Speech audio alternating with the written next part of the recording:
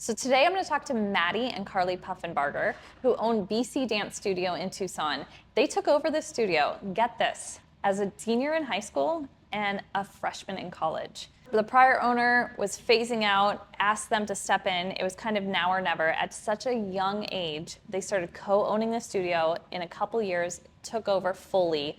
They are now in their young 20s with a thriving, incredible dance studio in Tucson, Arizona. I think there's over 120 families that are part of the studio. So this conversation is really good.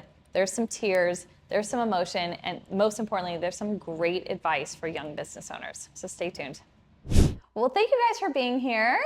Thank you so much for having us. Yeah, we're excited. This is so fun. So how old were you guys when you officially took over all of BC Dance? Oh, I must have been 23. Yeah, I was 21 when we officially took it over. Oh my I think gosh. I was about to turn 23. Yeah, So, something along those early lines. 20s. And for those of you that don't know BC Dance, it is a big dance studio. I feel like it's one of the biggest in Tucson. How many kids do you have there? About? It kind of fluctuates throughout the year, but between 120, 150 Yeah. consistently. Yeah. That's incredible. Well, I'm so proud of you guys. But I just think about you guys, and the fear of running any company is sometimes paralyzing, no matter how old you are. Yeah. So I can't even imagine at age 21 and 23 what that feels like. And how did you ever have that, am I doing the right thing, right, when you were taking it over? Yes, 100%. We kind of started the process of taking it over in the middle of COVID when I was a senior in high school. So that was really stressful, and I was excited but also extremely nervous at the same time. And so you start to think, am I making the right decision? Is this what I want to do? So yeah, that's kind of what happened with me. But Yeah, I feel like I always knew I wanted to be a teacher, but it was just what capacity is that? And I think this opportunity fell in our laps to take over the studio, and it was we can take this now, or we can wait and have to start from scratch. So I think it was the right opportunity, but it felt like the wrong timing. yes, Just because we had so much life to live, and yeah, running a business really consumes all parts of your life, and lots of questioning if we're ready for it. We were still living with our parents. We still didn't even have our own living situation. Yeah, you were young. But I think in the long run, we look back at it, what an amazing opportunity to take on at such a young age, even with all of the challenges that come with it. Yeah. And so in that fear, if you're sitting in that fear and you're like, oh my gosh, we haven't even moved out yet, right? Yeah. And we're taking over a dance studio. What or who really gave you the confidence to be okay, I can do this? really our parents. They believed in us every step of the way. They've kind of put their own life on hold to help us pursue our dreams, and that's something that I'll always be thankful for. My dad does a lot of the back end, all the props, and some of the financial things, and my mom is really organized and does a lot of the office work, but I think without them we wouldn't have been able to do it. Yeah, and honestly, just coming to work every day and seeing the work we do and how it affects our students, and seeing them grow and flourish and have all these new experiences, I think that's a big driving factor for us to keep going when things get 1,000%. hard. Because we love what we do, so it's just the added responsibility. But I think our students and their families, and then also our parents, definitely. Yes, all of the above. All of that helps us keep going when things are tough. Yeah. But I love that. Well, speaking of parents, one of the parents sent me this. I had the pleasure of watching Maddie and Carly as students transitioning to studio owners. Watching their growth these last few years have been such a treat. It's obvious to my children as well as each of their students that they are loved and supported. And I think that, I even get emotional reading that. Yeah. definitely. Yes. But I think that's so cool, and you can feel it when you walk into BC Dance as a dance parent. Oh my gosh, you're gonna make me cry too. No, I love that, and it just brings out the passion. And if you're not passionate about what you do, it would show, right? Yeah, Yet you guys are 1000%. passionate about what you do. So what's your favorite, maybe we'll start with you, Carly. What's your favorite part of going to work? My favorite part is teaching the kids and watching their faces light up when they get something new, or like teaching them a new skill that they didn't think they ever would have been able to do like 2 years ago. And I really specialize in taps, so I really see their growth specifically in that style a lot. And it's fun to watch them grow to love that style, just because it wasn't a common thing to love when I was growing up. And so it's fun to see how passionate they are about it as they're growing up. So, And you have three of your TAF students that are Yes. going to represent the United States. Yes, I'm so excited for them. Where are they going? They're going to Prague, and then they compete at the IDEO Tap Dance World Championships. Incredible. Yeah. I'm From so little proud of them. Tucson. I'm proud of Yes. them and I'm proud of you. Yes. That's great. Super exciting. That's great. Well, my daughter said she loves it because they teach us really fast, so it's never boring. And they teach me cool dances that are my style. So you guys are Yay. doing something right. Maddie, what's your favorite part? I just love seeing the kids work together and start creating friendships. I think, especially with dance, like it being an extracurricular, like we get kids from all different areas of Tucson, all different walks of life, all different heights and hair colors, and they just like all come together. And I think like the community we have at the studio is like really special. And I think just seeing kids that like didn't know each other before like leave as best friends, and then they like want to have play dates outside of the studio. I think that's my favorite part. Just like hearing them like laugh together and talk about different things. It's just so fun. That's fun. One of the dance dads there said they're providing a place where any kid with a love for dance can come together and lift each other up in an inclusive environment. Even in competition, they're cheer unrelenting for one another. So you've created that. Good job. So we talked about the fun things and the students, and we love that. Tell me honestly, what's the hardest part about owning this studio? I would say just trying to simultaneously make every single person happy at the same time. Impossible. Impossible. Including like the parents and the students and all of our faculty members, just trying to keep everyone on the same page and like moving towards the same goal is always the hardest part, I feel like, in my opinion, just because everyone has their own thoughts and feelings as to what it would be like to run a dance studio. And so you're almost trying to like steer this ship, and it, I don't know, just, it's hard. Oh my gosh. I'm a mom there. We're bold. We're bold moms. Yeah. We're not shy. We're going to tell you our opinion. I'm sure the students probably do too. So, no, it's impressive watching it, because I remember when I first, knew you guys were running the studio, I'm like, oh my gosh, they've got to deal with all these parents. That can't be fun, but you guys do a good job. Maddie, what would you say is the real toughest thing about it? I think it's really tough when you see kids maybe when they were younger that had so much confidence kind of transition into that middle school, early high school phase that just, I think, it's not set in stone for every kid, but majority kids, once they hit middle school, just confidence is really hard. Lots of life changes, school gets harder, emotions and hormones and everything. It just like can really shake a kid. And I think like figuring and navigating that time of life out with them, because we grow really close to them because we spend so much time with them. And some of the parents make jokes so that we see them more than they see their kids. And so I think that's really hard, like seeing a kid really discouraged and like really down on themselves. And, we do our best to boost them up, but sometimes it's just not possible. It's like all in their heads, but it's really, really hard to see kids. Yeah, do you see that when they're down on themselves, it may be coming from school, or it may be coming from external or friendships or something like that, but do you see it in the dance? Does it kind of manifest into their dance sometimes, or is it usually just the personality? You actually see that kind of come into their dancing, huh? Yeah. We always tell them like, this is like your safe space. No matter what's going on, like try to leave it at the door and make this this positive, but definitely like things creep in, and Yeah. sometimes I'll see a kid and they're like really just frustrated, and I think it's normal, but we think like, oh, did we do something wrong? Right. And then we like talk to them a little bit after class, and they're like, no, this is going on at school, this is going on at home, and it's just, everything just accumulates and gets them in their head. But Yeah. The one thing that I think that's like you said that's really cool is that this is your safe space, and they kind of feel.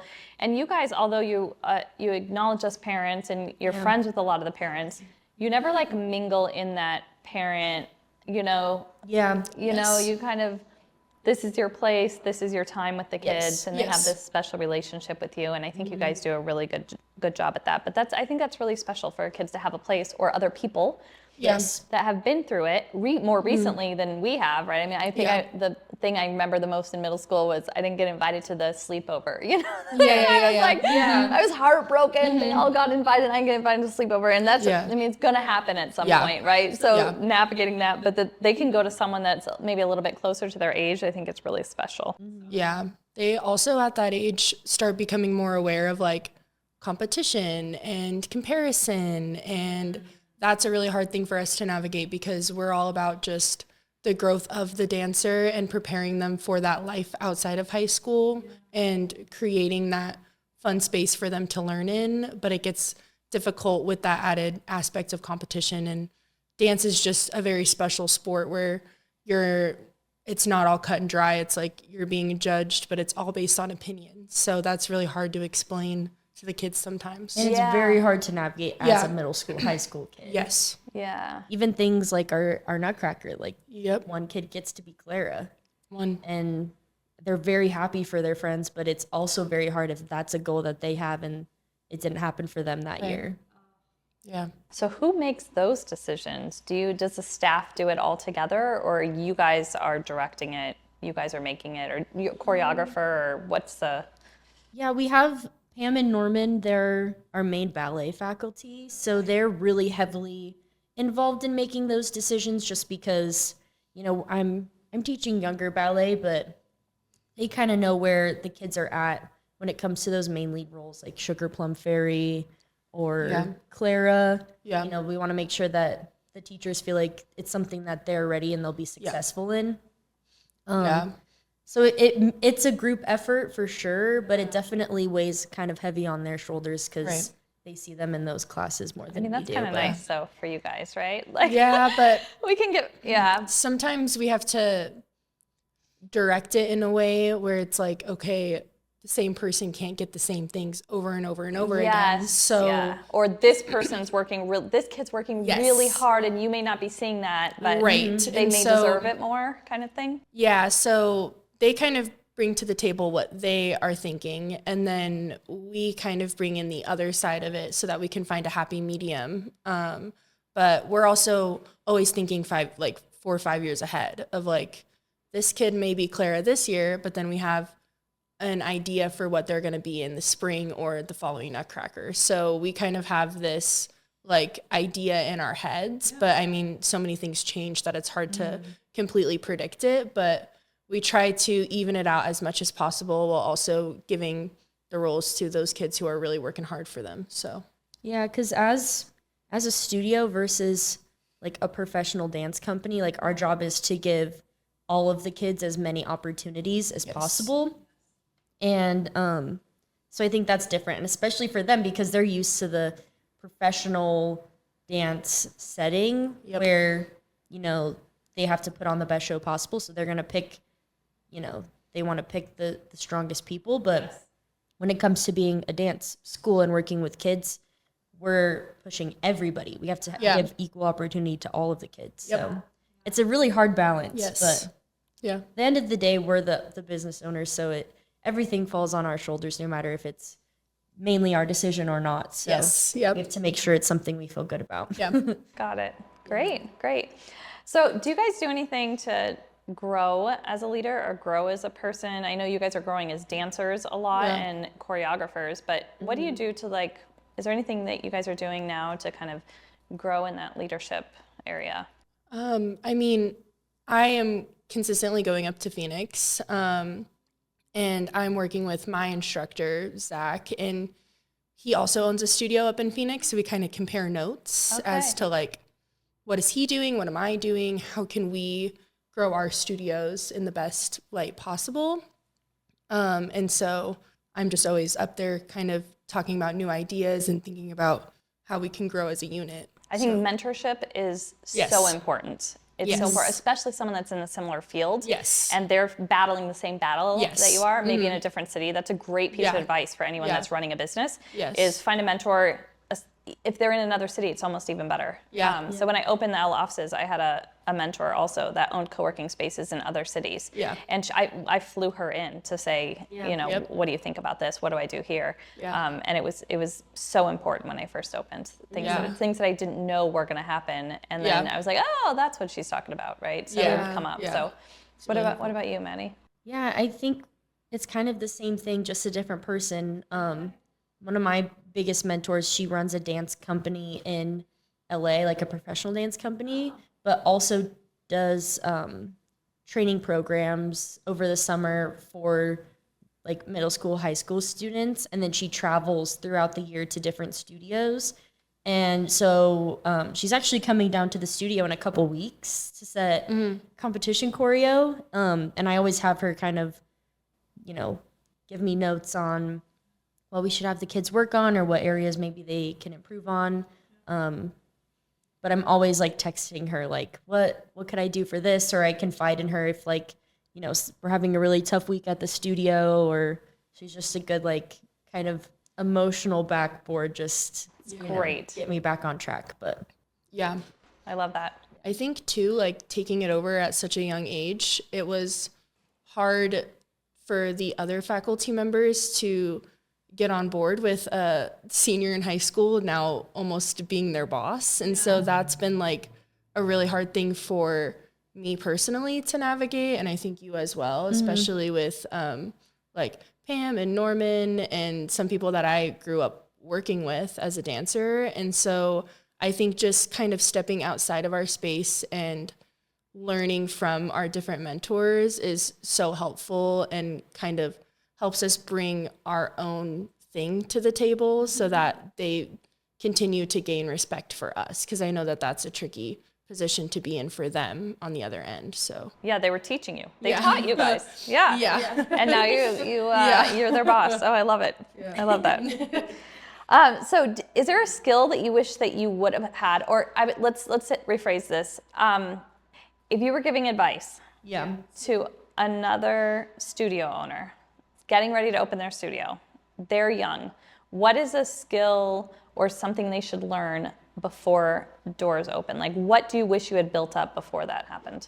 I think definitely for us, we're very creative people. We've always been like involved in dance. So as far as like getting stuff set up for shows and competitions, like we felt very confident in that side of it. Yeah.